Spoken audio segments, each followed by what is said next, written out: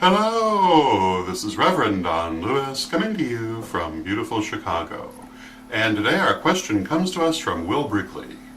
And Will asks my opinion of the recent Canadian prison decision dismissing part-time chaplains who serve minority religions and retaining only full-time chaplains on the premise that the religion of the chaplain is irrelevant and that a well-trained chaplain can serve people of all religions. And Will would like to know what I think of this. And I've held off answering this question in part because I know that people usually don't like my opinion on this subject, but I think it's an insidious plot. I've talked before about Christian dominionists, which is to say, that kind of radical Christian who believes that Christians have an inherent right to rule the universe and all countries, and I think that this is part of their overall strategy. We're seeing the same thing happen in parts of the US, and it's usually presented as a cost-cutting measure, although in fact it usually doesn't cut much in the way of costs. And I personally think it's a matter of proselytization. I think that what you see when this happens is that those full-time chaplains are almost universally evangelical Christians. I believe in the part of the Canadian prison system that was affected by this, there was one single full-time chaplain who was not an evangelical Christian, and the others all were. And with the evangelical Christians, they really don't serve people of other religions, they proselytize them. And I think that's all that's going on, and I think to look at it in any other way, as pagans, would be very foolish.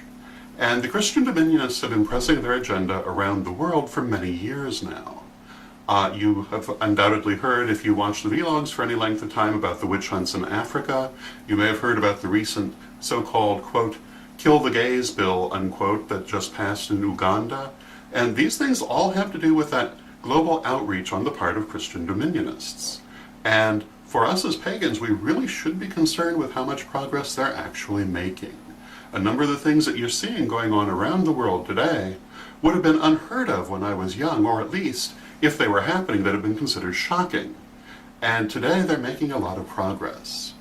And we really need to be watching this, we need to be aware of it, and it should be a matter of great concern to us.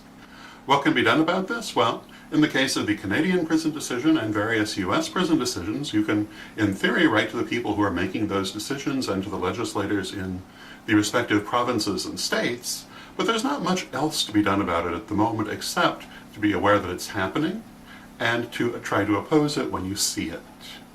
So, I hope that answers your question, and until next time, may you blessed be.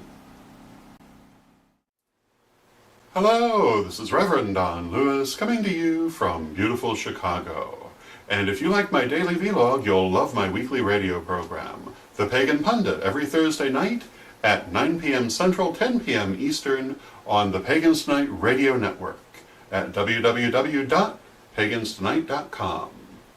Join us as we discuss the witchness of the why, the nature of God, the universe, and everything, and bring your questions, because our show is driven by listeners' questions. I'll look forward to seeing you there, and until next time, may you